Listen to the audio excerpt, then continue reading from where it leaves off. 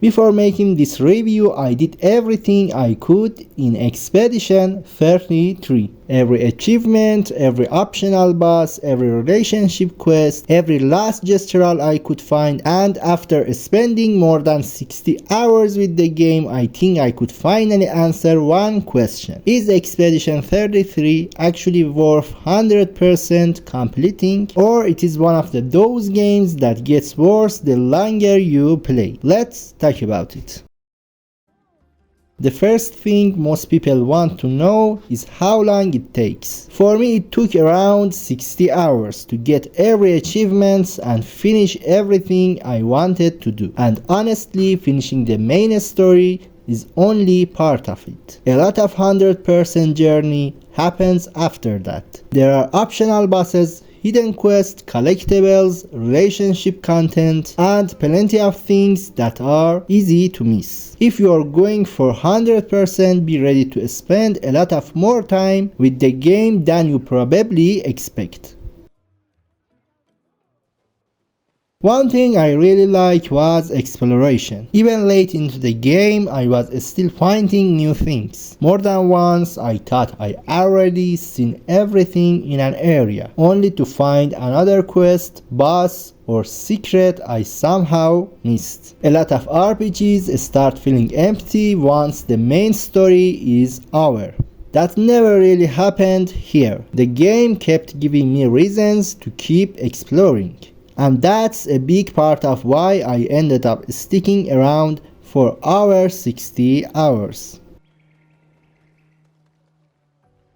This was probably my biggest concern. I liked the combat early on, but I wasn't sure if I'd still enjoy it after 60 hours. The mix of turn-based combat and time dodges and parries stayed fun for most of the game. The later bosses especially kept me on my toes. Even with good gear, you still have to pay attention and learn the fights. You can't just level your way through everything. And I think that's one of the game's biggest strengths.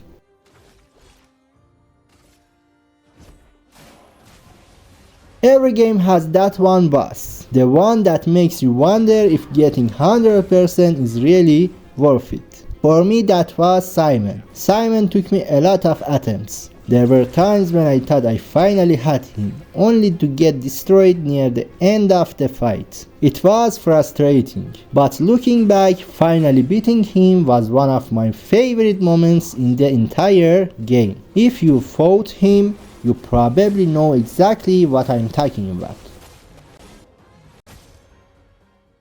Something that surprised me was how much more I appreciate the story after doing all the side content.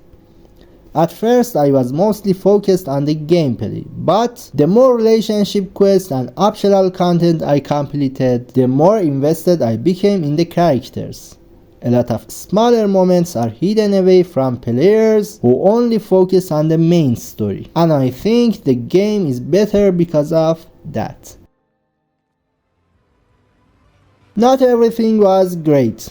Some achievements felt more like chores than challenges.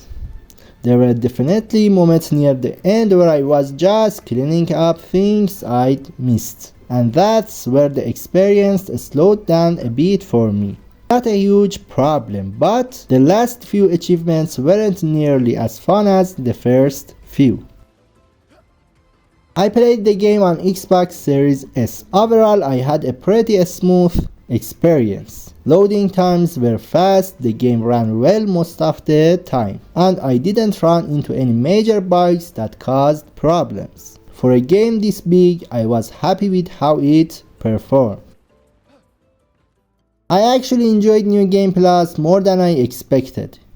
Usually I finish a game once and move on, but here I felt like there was still more to experiment with. Different builds, harder fights, and another reason to spend more time with the combat system. I don't think everyone needs to play New Game Plus, but if you are aiming for 100%, it's definitely worth checking out. So was Clair Obscur Expedition 33 worth 100% completing? For me, yes. Not every achievement was fun, not every part of the grind was exciting, but the good stuff easily outweighed the bad. The combat stayed enjoyable, the optional content was worth doing, the story got better the more I played, and even after more than 60 hours, I was still finding things that surprised me. It's not a perfect game, but it's one of the most rewarding RPGs I've completed in a long time. And if you are someone who likes chasing achievements and seeing everything a game has to offer, I think Expedition 33 is absolutely worth your time. So that's what I thought after 100% completing Expedition 33. If you played the game, let me know what you thought of it. And if you're planning to go for 100%, let me know how it's going.